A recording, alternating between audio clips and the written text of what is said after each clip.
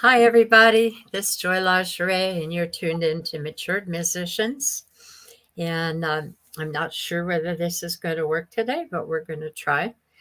Still haven't figured out what the problem is. But if you can't watch, go to Joy, Joy, second word, Ann, Lageray, Lajeret, and YouTube.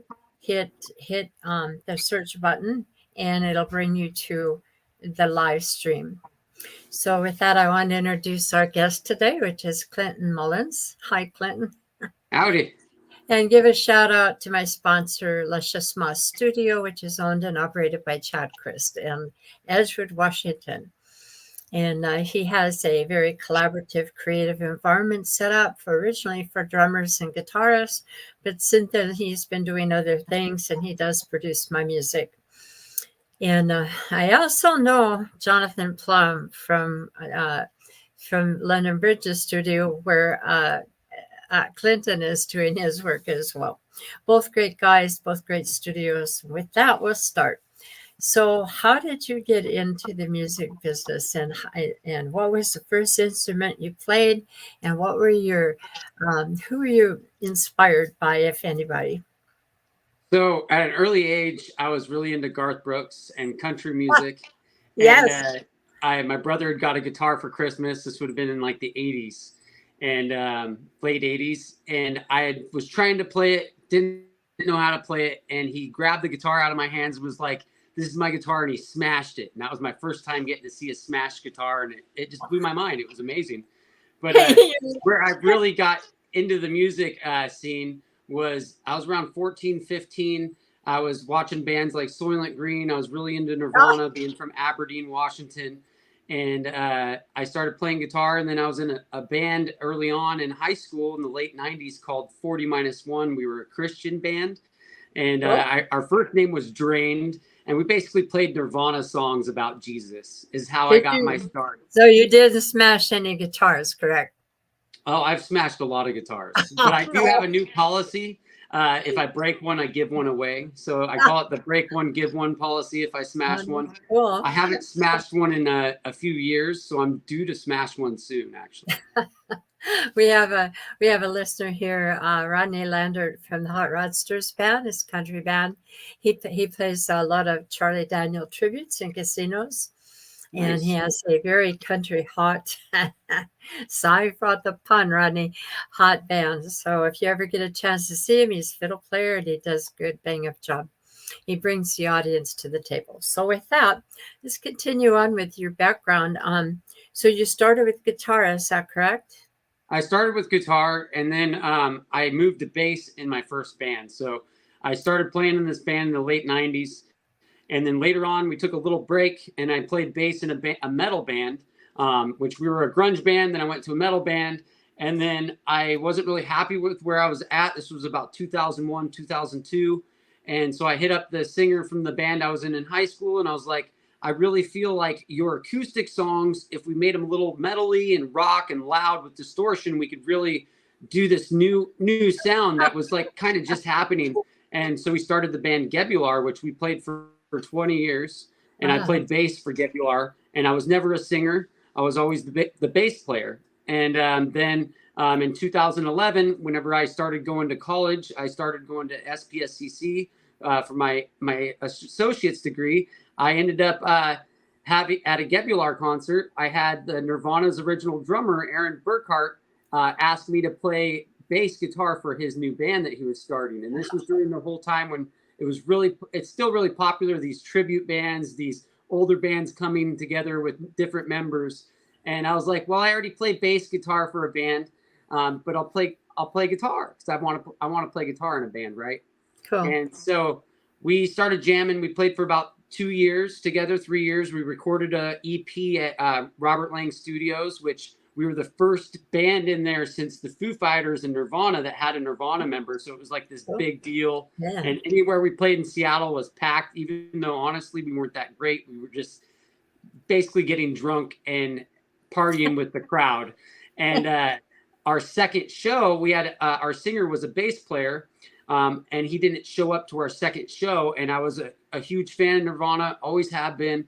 And I kind of, being a fanboy, my drummer came up to me and he goes, "If you don't sing tonight, I quit the band." And I was like, "Well, I'm not a singer. I'm just the guitar player." So that night we had like a sold out crowd at a little bar in Aberdeen called the Northwest Passage. And I got to the microphone and I didn't know what to do. So I screamed. And our band name was called Screaming Sons of. So I screamed every song we played. We played a couple Nirvana covers, but basically I just winged it. And we had a great show and a great little run for a couple years. And then eventually, while going to school at Evergreen, I was studying under Andrea Gullickson. She's a famous oboe soloist. And she just kept poking the bear and helping me realize that there was other music available to play, not just metal or rock and roll. Right. And that's where I really fell in love with acoustic music. And then I put out my first like Dogger solo acoustic album around that time. And then now fast forward to 2023, I put out my first debut full band album. And I've been touring for about a year now, full time for a living. But I'm not touring playing my album. I'm playing country, classic rock, more of the stuff that people want to hear at the bar, and that makes it to where I can make enough money to support myself and my family. Exactly. Yeah, it's a tricky environment out there, to say the least, right? We do have another person commenting here. Electric Dave. Hi Dave. Is saying hi, Dogger. Dogger? Hey, Dave. How do you pronounce it? How do you pronounce your band? Dogger. Dogger. Oh, my band? Just Dogger. Just like a dog. And Okay. it's a nickname I got right out of high school. And it was just, we were all hanging out. And one guy was like, "Hey, dog, what's up, dog?" And like, I was getting confused. So I'm like, we need to have like better names so we can understand who we're talking to. Right. And somehow I became Dogger. Before we get further into your bands and your background, so you started out with bass and then you started, do you play electric guitar then, or do you play only acoustic, or both? I actually consider myself a multi-instrumentalist. Okay. And I play piano. I took piano in college. Yeah. I play guitar, acoustic guitar, band, anything with strings. I don't really care what it is. If it makes noise, I'm down to play it. Well, they're very different.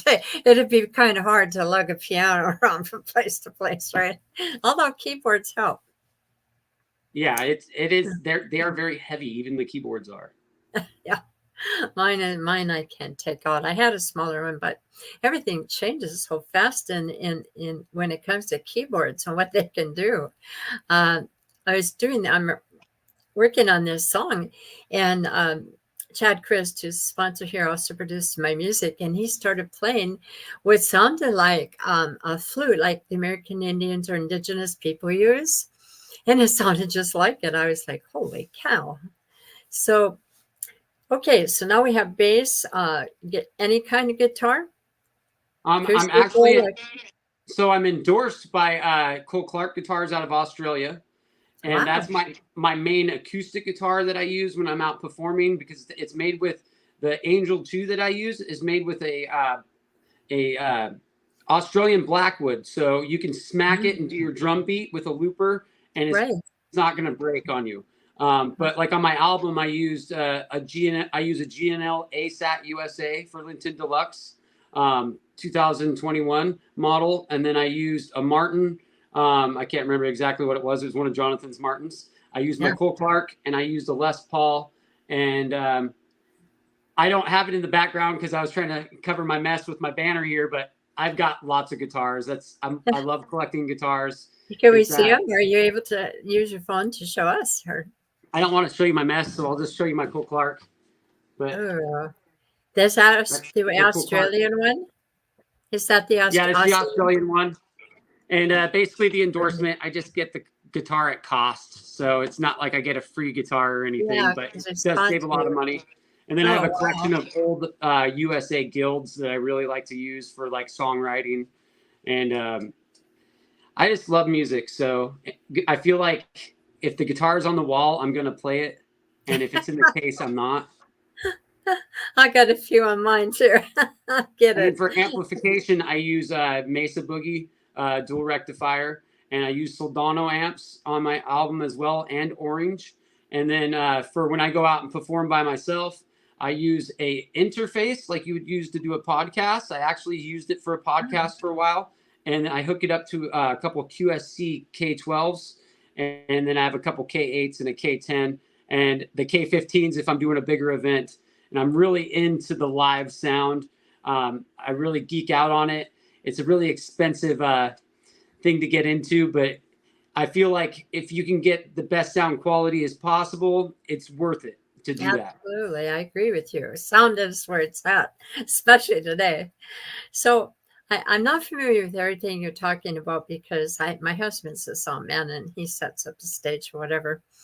But I know a little bit, and I certainly know a little bit about guitars. But those that Aussie guitar that you're going to play, and he will play songs for us today. What kind of pickups do they use in there?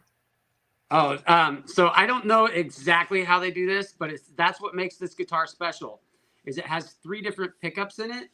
And I don't know if you can see that, but it has like a pickup, I believe, in here.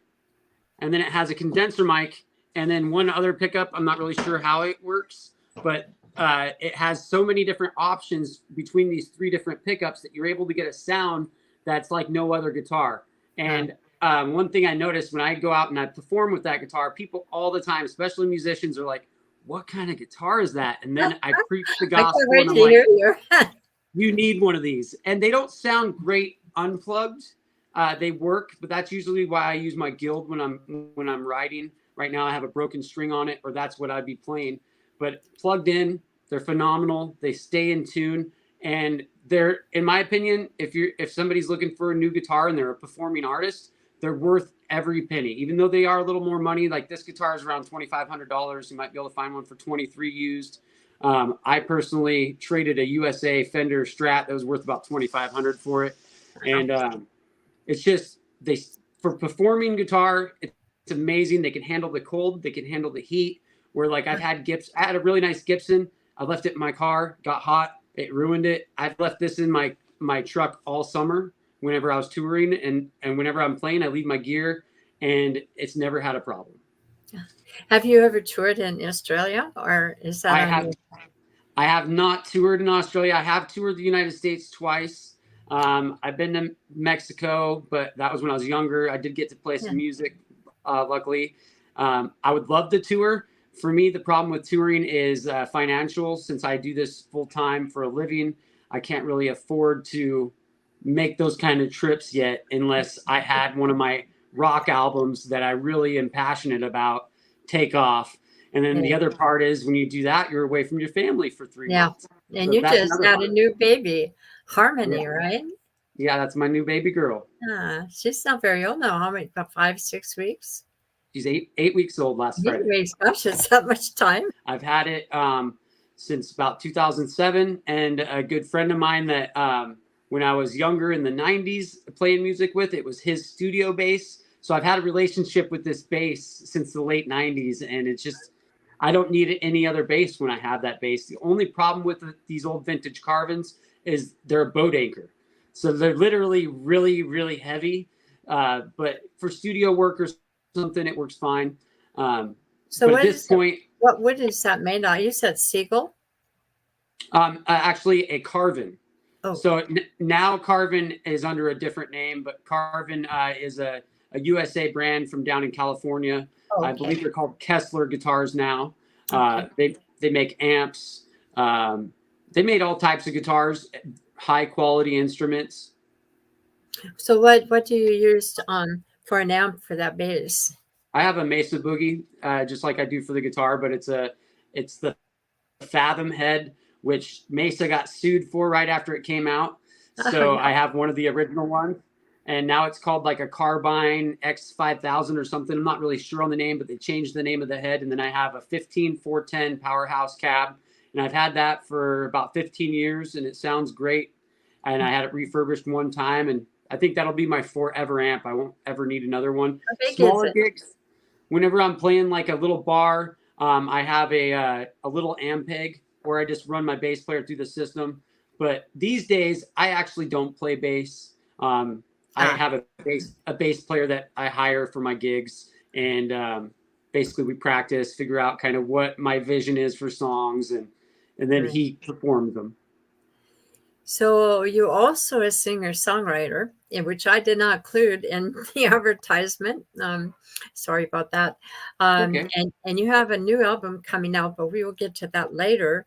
But I do want to ask you, when was the first time you wrote a song, and what is your how do you develop these songs? I mean, we talked a little bit before we started about how you like that kind of deal, then write the chords or whatever.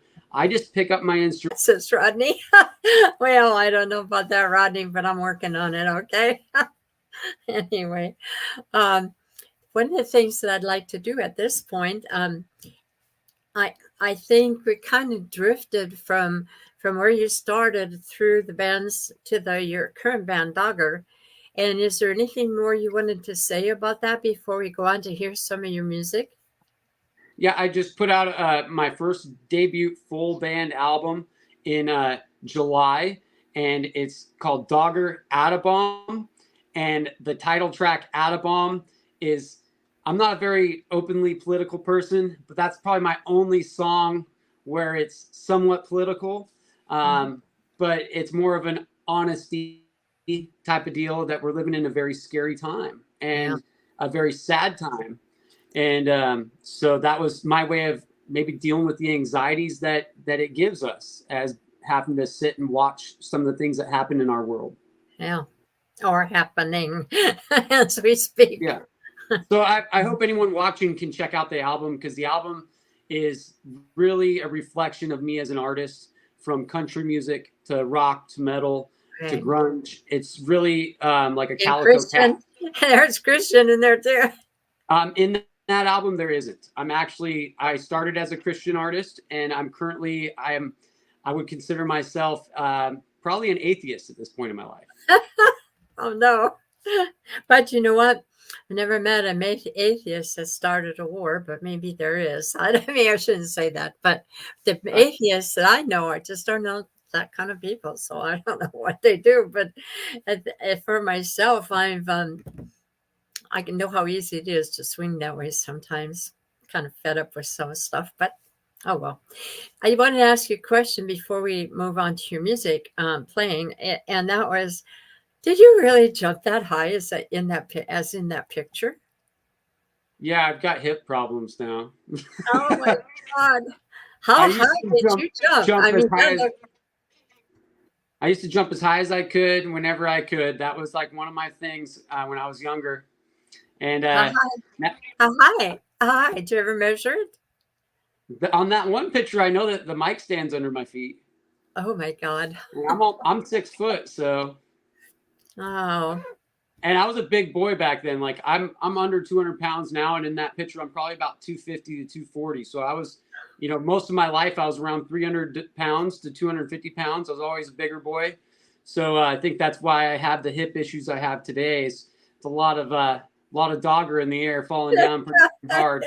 And there's multiple times where I fell or got hurt, but that was part of the energy that I bring when I play live.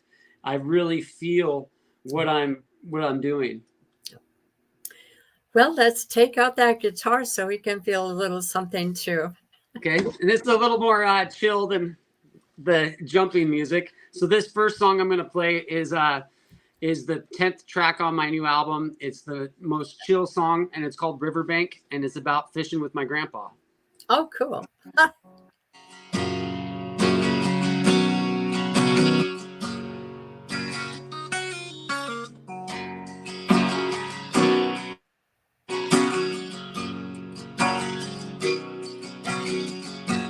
Been a long way down the road.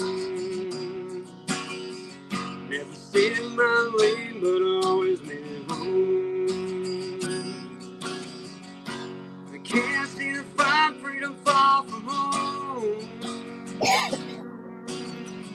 Where the evergreens grow and the water flows cold. I'm living it up on a riverbank. Casting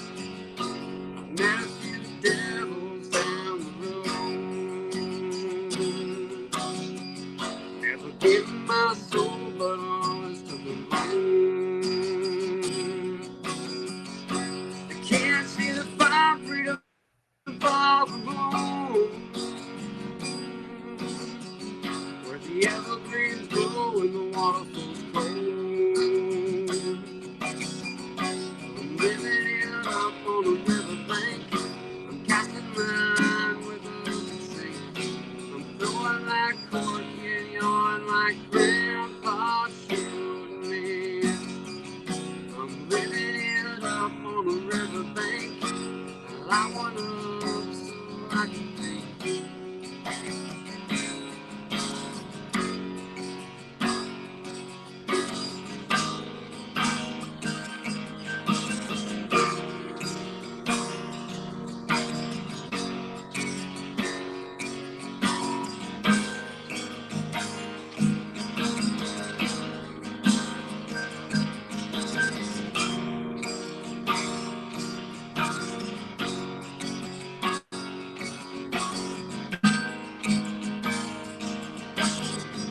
I'm living it up on a riverbank.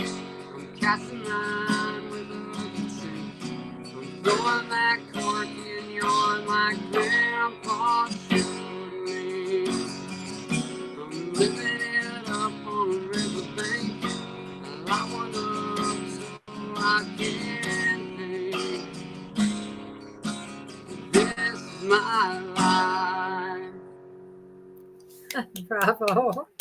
Yes. Now, while you were singing that, of course, being a broadcast, that doggone thing was skipping every now and then, but I enjoyed it. And yeah, it says country accent, love it, good stuff, hot rodster.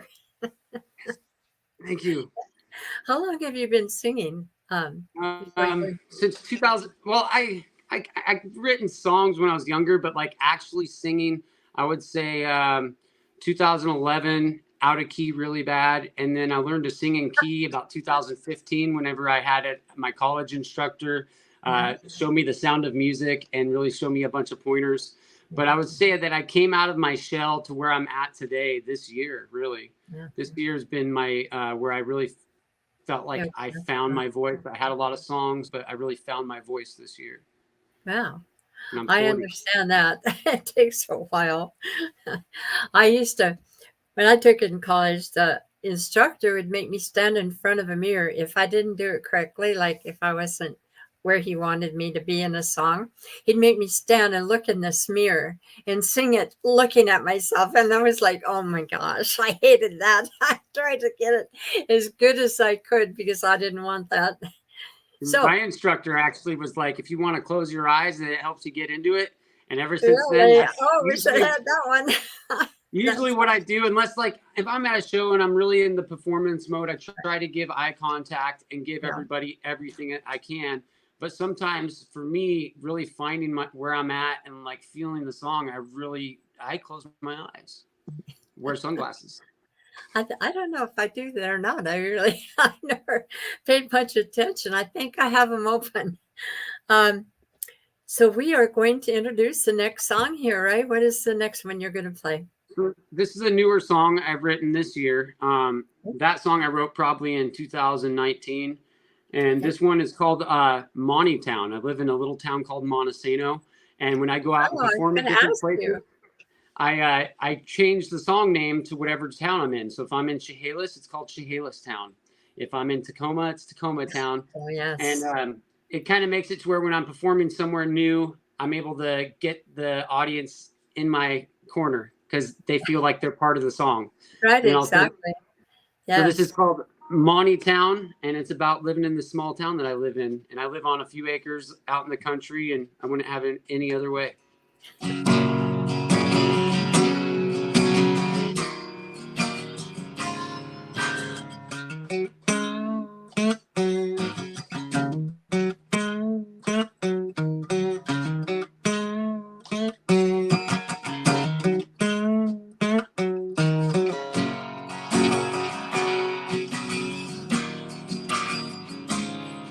Got a small life from a small town, big town dreams of me. Last call, last dance, you know, you got a friend in me. So turn up the radio, I want to hear you sing. So turn up the radio, and let's just sing. Na na na na na na na. Na na na na na na na na na na. Small life, small town, big dreams I'm living now. Small life, small town, big dreams in Morningtown. I'm living it up, watch the sun go down. I'm living my dreams here in Morningtown. I'm fishing on the bank here in Morningtown. Just saw my bobber go down. Fishing on the other side of town. You guys have an old truck? Well, I got an old farm truck, and this next verse is for you guys, that old farm truck. Got an old truck from an old town. It stops and goes to me. Last ride, last turn, no one rides free. So turn up the radio, I want to hear you sing. Turn up the radio and let's just sing. Na na na na na na na na na na na.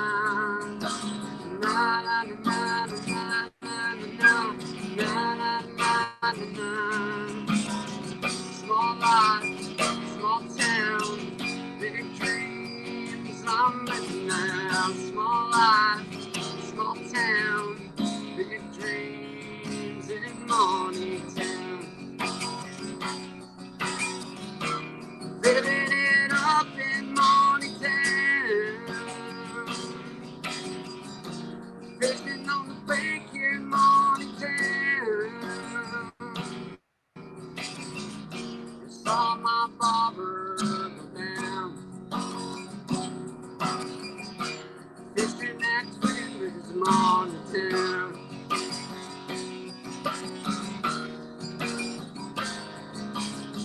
Small life, small town, big dreams I'm living now. Small life, small town, big dreams in Morningtown.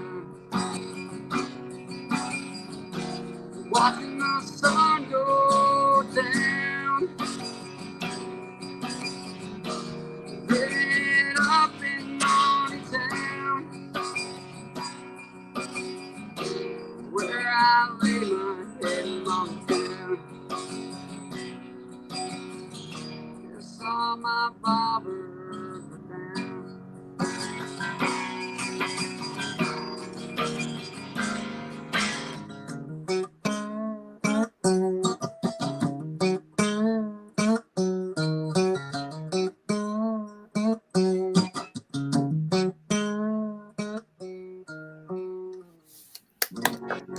Bravo.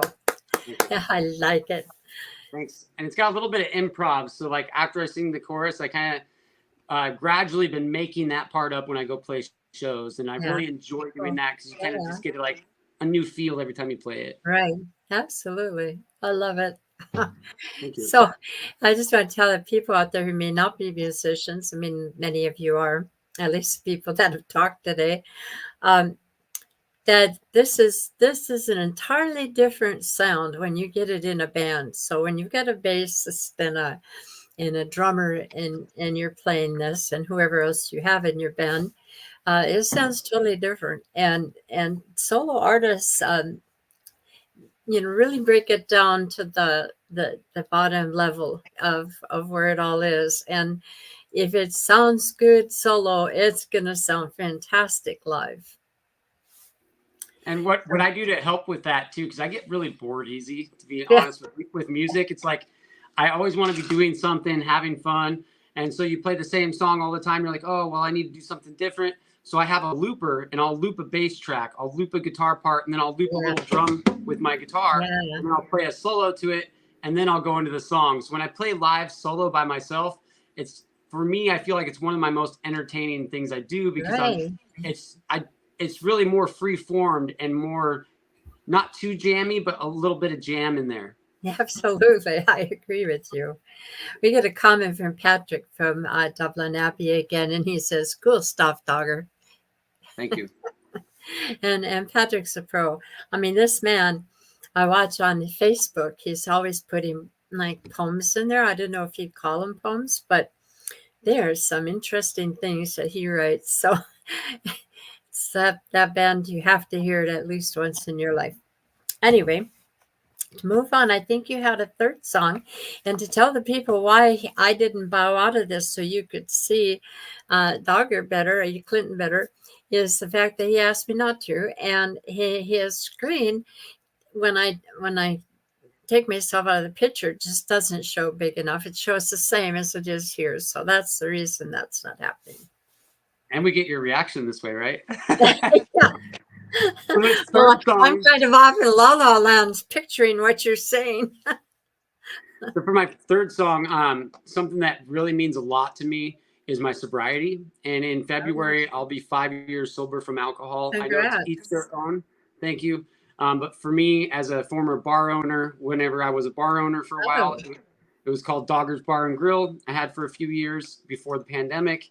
And I wasn't really, I've always drank and had a good time, but I let it get to a different level when I had it at my fingertips like that. And so I walked away and got sober. And I have a few sober songs, but no one wants to hear your sober song at the bar. You're getting paid to play it, right? So the next song, I was writing a sobriety song, and I completely changed it into a drinking song, and people drink and love it. So it's a drinking song I just wrote about a month or two ago. And before you start, I want to tell you there's a song about like one of the lines out of the song, country song is, "You're not much fun since you start drinking." Okay, go ahead with the song. What was the name of it? I have a different song. I'm not going to play. It's called "I Don't Miss Me on Whiskey," and that was my first one. But this song is called "Partying with the Devil on My Back." Ooh, I like and it actually the first line really goes well with the name of your podcast too, because it's about getting older and a reflection on life. So here I go.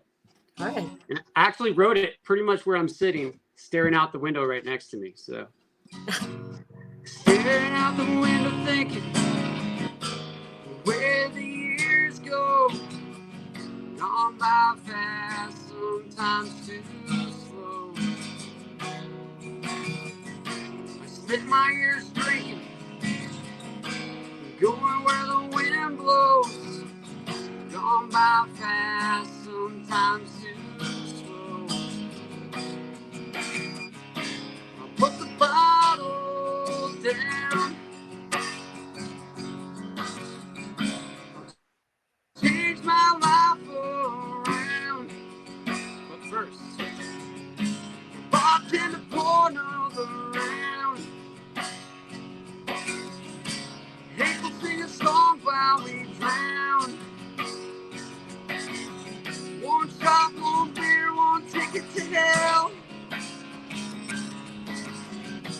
Party with the devil on my back. One shot, one beer, one ticket to hell. Ooh, and the angel on my lap.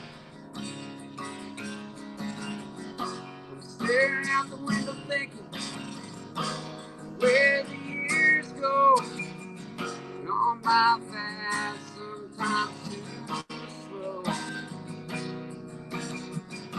spent my years smoking, going where the weed grows, gone by fast, sometimes too slow. I put the bottle down, change my life around. But first, bartender pour another round.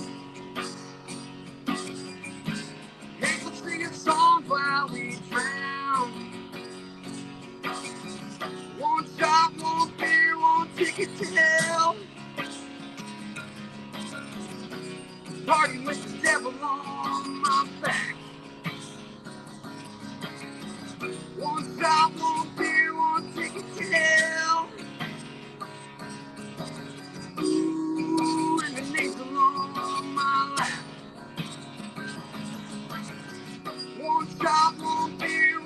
ticket to hell. Partying with the devil on my back. One shot, one beer, one ticket to hell. Ooh, and the names are on my life. Ooh, with the devil on my back. All right. Yeah, that tells the story, right? I just wrote this song, and the words to the song that I just wrote is I've got a devil on my shoulder and I'm on the road to hell. And that's just one line of the chorus. So Wow, I like that. yeah, I don't know where it's going to go. I don't know if you know Jerry Batista, but he does a jam every Tuesday night out at the Oxford in Snohomish, and his band is called the Davanos. Have you ever run into them ever? I haven't, but I've heard of him.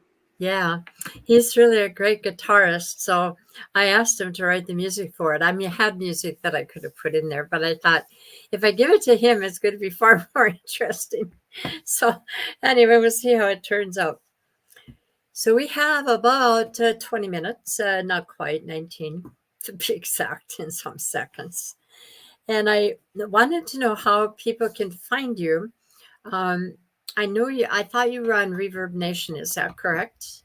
I am on Reverb Nation. I believe it's reverbnation.com/Dogger music or Dogger band. I'm not really sure, but currently I'm trying to promote my website, which is just doggermusic.com, and I have an EPK on there. I have all my tour dates. Oh yeah, that's right. You sent me that. I remember. Yeah. And I also have my my Facebook, which is facebook.com/doggerband.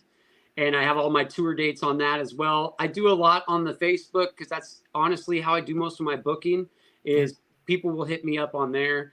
And it just seems to be really easy. And then I have my personal profile, which I play a lot of music on that I don't put on my band page. So like the more professional stuff I try to put on my band page. And then I have a thing called Band Lab. I just found out about a month ago. Sounds familiar. It's like an app for musicians, and I'm really digging it because I feel like I can go on there and share a song that I normally wouldn't share on my social media and get feedback from other musicians, and it's really enjoyable. And I feel like I've gotten more plays in a month than I've gotten in a lot of time on places like Spotify or YouTube. Right. Oh, I should check that out. Talk on. That sounds like an idea. That's a good idea. It's called BandLab, or is it bandlab.com or? It's like in the app store on your phone. Oh, and it's okay. It's BandLab. And BandLab. you actually, the coolest thing about it is it's got like a recording interface. So you could record on it and work with other musicians and do a lot of that kind of thing. But I just record on my GarageBand on my iPhone and then put it into the BandLab and post it. I don't spend a lot of time on there, but I really think it's a great tool for musicians to get the feedback from other musicians and connect with other musicians. Yes, good advice, Clinton. I can hear that. Yeah.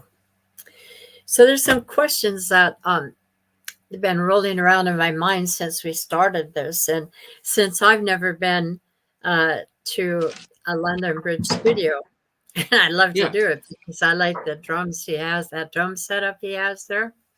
And I know he does things at a smaller studio. I don't know if it's in his home or where. And then he'll go to the studio if he needs that environment. So how is it working with Jonathan Plum at London Bridges? Amazing. So Jonathan, I clicked with him right away. I felt like I was just hanging out with one of the guys in the band, or a friend. It didn't feel like I've had other studio experiences where I kind of felt like my buttons were being pushed the whole time to try to get something out of me.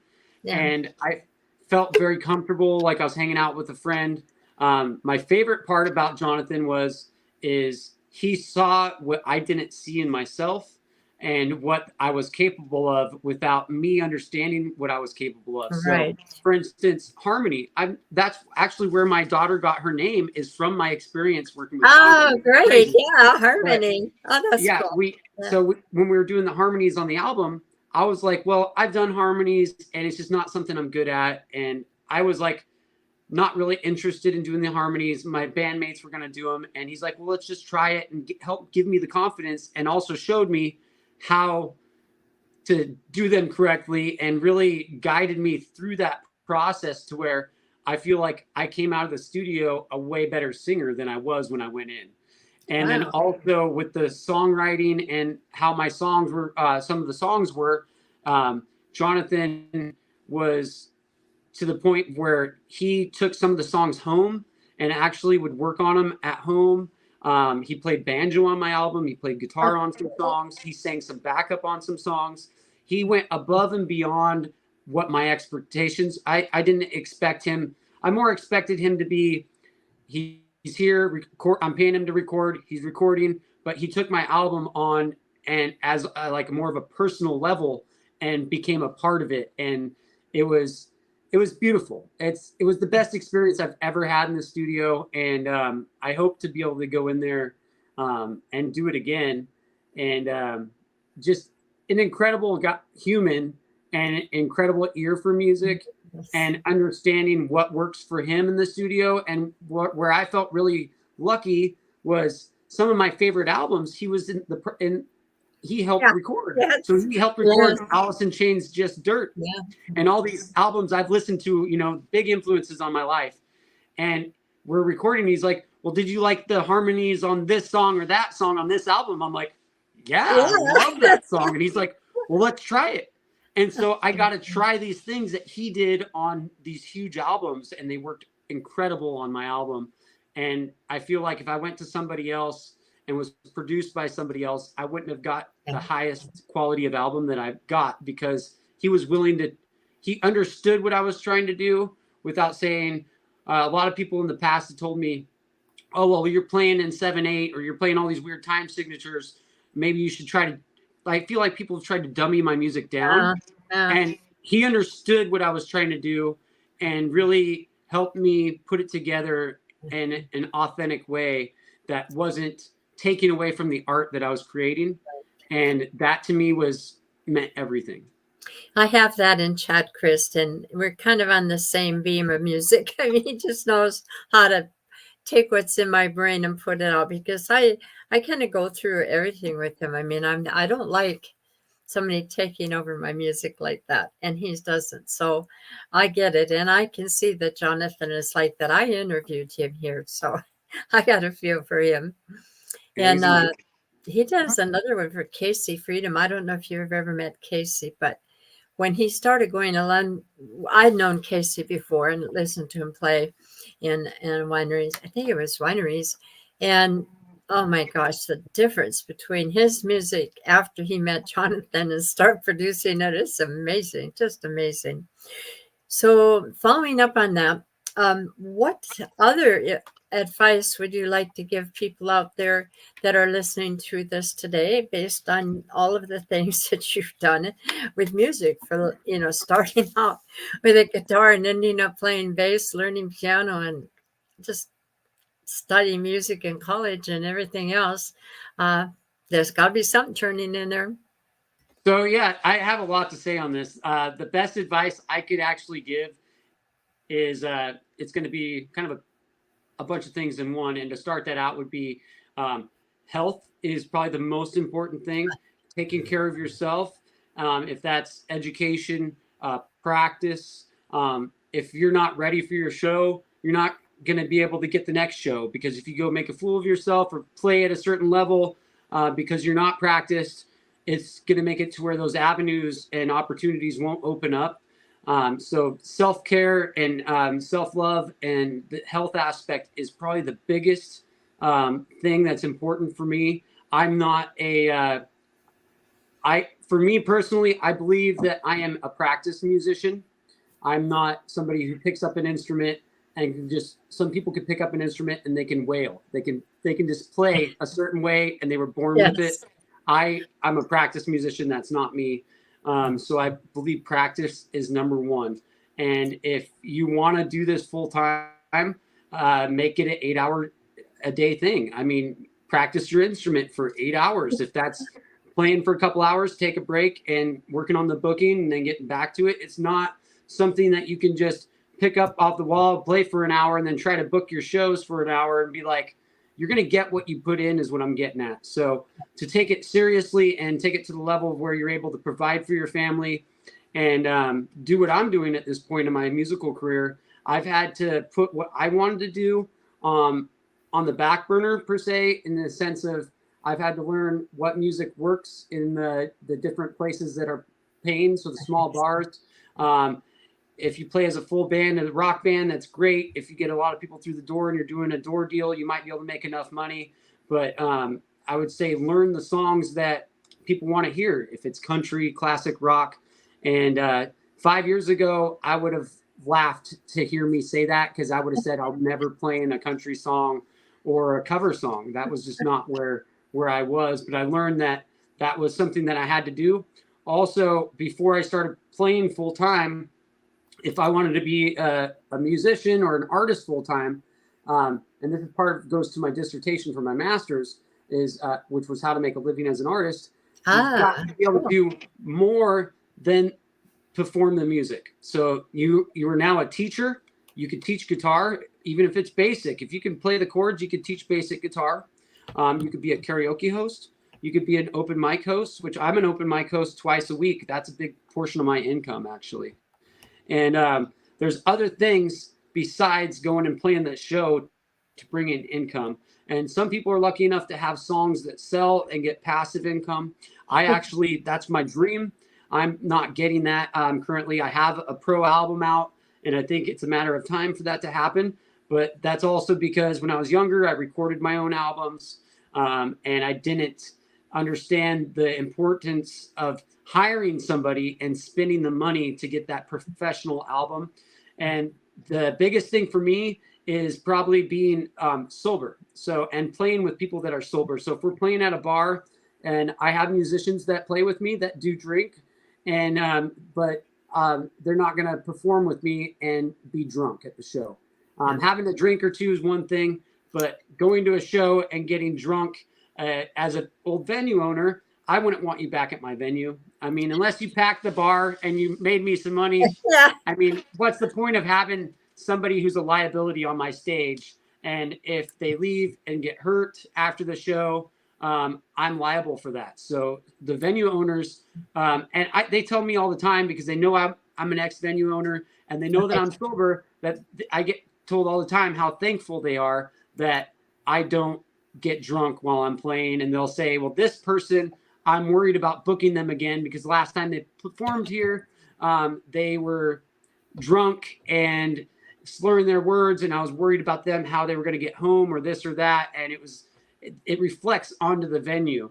And so that's how you portray yourself online. All these things are important. So if I go on my Facebook right now and I posted, like right now, current world situations, we have the war in Israel and Gaza. Horrible situation. I have an opinion about it. Everybody has an opinion about it. I choose not to share my opinions about it because I'm an artist and my fans are on both sides. So if I talk about it, I just alienated this side of my fans, and now they might not want to go to my show. So I feel like it's important for me to take a back seat, per se, on certain things when it comes to politics. Yes, I could sing about it in a song or whatever it is, but I try to not go to a show and be like, go Biden, go Trump, or whatever it is, because I feel like it's important for me to have a middle ground and let people make their own decisions, because I am you're influencing people when you're playing music as well. So there's always going to be somebody that's going to be butthurt if you have a stance on something. So learning that to take the back seat, which a lot of people don't agree with, because it is important to stand up for certain things. And I've actually got a lot of heat for that. Remember what happened to the Dixie Chicks? Yeah. Yeah. Case in point. Charlie Daniels, however, he didn't have that problem, but he was doing it too. It's crazy. And for me, I feel like that's one of the most important things, is to pick and choose your battles. So for me, one of my battles is sobriety. I want to talk about sobriety. Obviously, if I'm playing it at a bar, I'm not going to be playing my sobriety songs. I'm probably not going to be talking about it out of respect for the venue. But one of the things I talk about at every show is suicide awareness. And I have a song about it. My first track on my new album, You're Enough. It's basically about loving yourself. And it's I'm going to be doing a music video for suicide awareness on it. And I also, homelessness, I think, is one of the things that I like to talk about once in a while. So pick and choose your battles. Yeah. And it's easy to jump to something and get emotionally involved, especially if something happens in your life. And a lot of people don't want to hear about it on your social media. So that makes it really hard as an artist. I want to make a comment in that I just wrote a song. It releases December 12th. My son committed suicide while he was in the military. It was the Utah National Guard. And he was 19 years old at the time. So I wrote this song. It's called Lavender Fields. Watch for it. It's coming out on the 12th of December, the day that he took his life. It was a hard song to write, but I had a little help from a guy named Chris Jones. Don't know Chris Jones' band. I don't know if you've ever heard of him, but he's a singer-songwriter as well. And yeah, that's especially in the military too. I mean, suicide is everywhere, but a lot of the soldiers have problems with soldiers, sailors, whatever. People in the military seem to have, certain people have more of a propensity towards that. So I get it. Absolutely. I'm so sorry to hear that and share my deepest condolences. And I don't know exactly how that feels, but last November, my eldest daughter, her boyfriend took his life. And that was my first, I've had it happen to friends and stuff, but that was the first time it really hit home. And so we put on a benefit show last year and donated the money to different organizations. And we're planning on doing that again. And I'll definitely be in contact with you when we do the benefit, because I think that that's something that you'd probably want to be involved with. Yes. And it's definitely it's a real problem right now. And I feel like a lot of people have high expectations on people and how hard it is to make it. And there's all these different things. And I think it's important to just bring it up and let other people know that it's okay to talk about and it's okay to ask for help. And my Facebook's always open. If somebody ever needs to talk to me about it, they're always welcome to message me, and I'll be there for them. I'm sure you feel the same way. Thank you for that. So moving off of suicide into something just a little even more depressing. Not everybody answers it the same way. So maybe you don't have a depressing story about it, but I always try to somewhere in the interview ask you what your best time was since you started your career and started singing, and the best thing that ever happened, and maybe reinforced your motivation and desire to continue in music. And what's the worst thing that ever happened? So my best thing ever happened was in 2007. My band Gabular, I was playing bass at the time. We got really fortunate and had the opening slot for Great White, their first show of their 25th anniversary tour, and got to play in front of 7,000 to 10,000 people. And we totally had the whole crowd singing our songs, the lighters in the air, and straight up, we outdid Great White at that show. Like, people were chanting our band name during Great White's set. And that for me was like the moment I knew what I was going to do with my life. And and the same token, the worst thing I feel like of my career was deciding to be a full-time musician. At a young age, I was homeless off and on. I didn't have a family at a young age, and we all made a pact as a band that we were going to live in this house. And we all had medical marijuana cards, and we donated marijuana to be able to play music full time. And some of the choices I made, because music was my full-time gig, put me in a situation where I wasn't very successful in the sense of finances and having the house and all those things. It took me a long time to figure out what I wanted to do with life and everything. And I feel like while music's the best thing that happened to me, it was also one of the worst things that happened to me.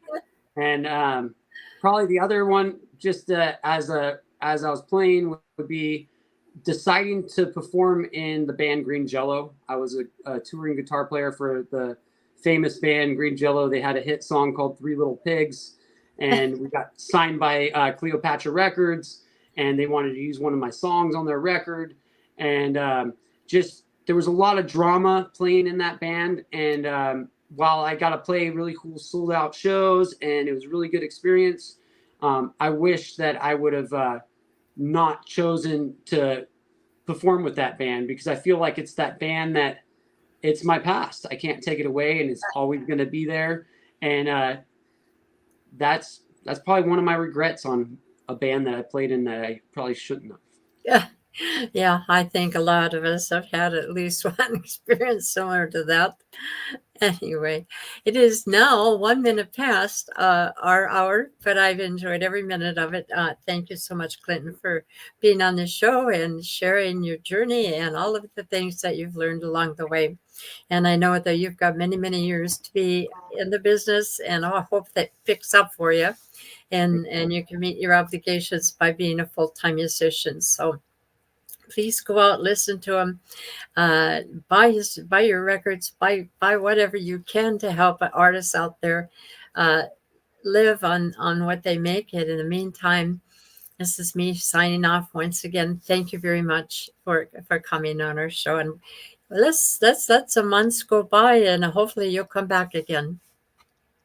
I'd love to. Thank you so much for having me. Thank you. Have a good one. Bye-bye. Bye. Well, that's it for my show today. It was very interesting talking with Clinton Mullins from Duggar Band. And next week we have another guest coming on. He's from Canada, December 4th. I believe his name is Brian Harrison. Don't quote me on that. But it should be rather interesting. I've never had another foreign national come on that I can remember. I have some people who are based in the United States that had band members that were in foreign country. So it should be pretty interesting. Do join us. In the meantime, you have a good rest of your week. And we'll be back on Monday. Bye, guys.